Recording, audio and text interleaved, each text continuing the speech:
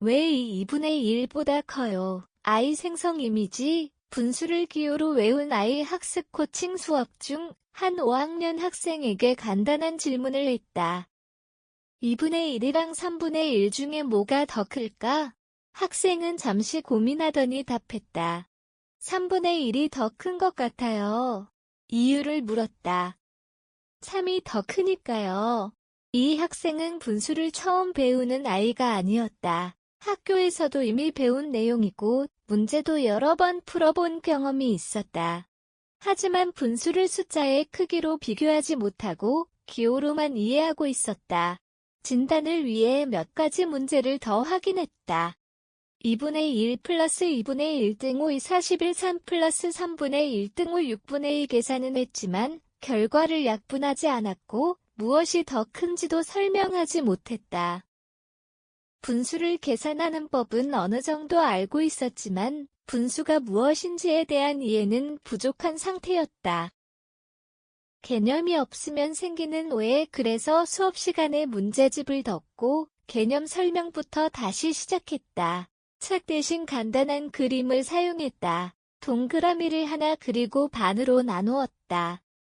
이게 2분의 1이야. 다른 동그라미를 그리고 세 부분으로 나누었다. 이건 3분의 1이야. 학생에게 두 그림을 비교해보라고 했다.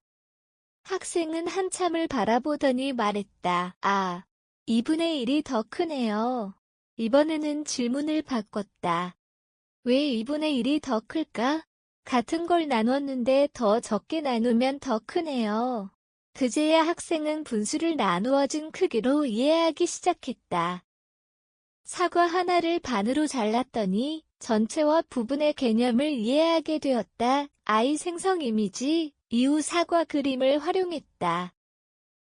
사과 하나를 반으로 나누고 또 하나는 세 조각으로 나누었다. 눈으로 직접 비교하면서 분수의 크기를 확인하게 했다. 전체와 부분을 이해하는 순간 분수가 보이기 시작했다. 분수는 새로운 숫자가 아니다. 전체를 몇 개로 나누고 그중 몇 개를 사용하는지를 나타내는 표현이다. 하지만 많은 아이들이 분수를 숫자 2개가 있는 어려운 기호라고 이해한다. 그래서 수업에서는 다음 질문을 반복했다. 전체는 무엇일까? 몇 개로 나누었을까? 그중 몇 개를 사용했을까? 이 과정을 반복하자 학생의 반응이 달라졌다.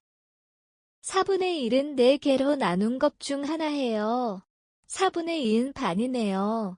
이해가 생기자 계산도 자연스럽게 바뀌었다.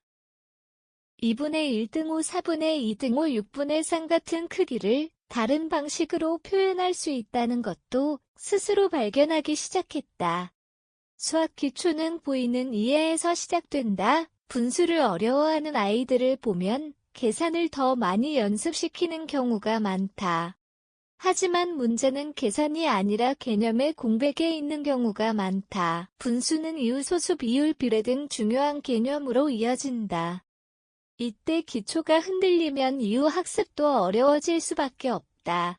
수학은 단순히 공식을 외우는 과목이 아니다. 보이지 않던 개념이 보이기 시작하는 순간 비로소 이해가 시작된다.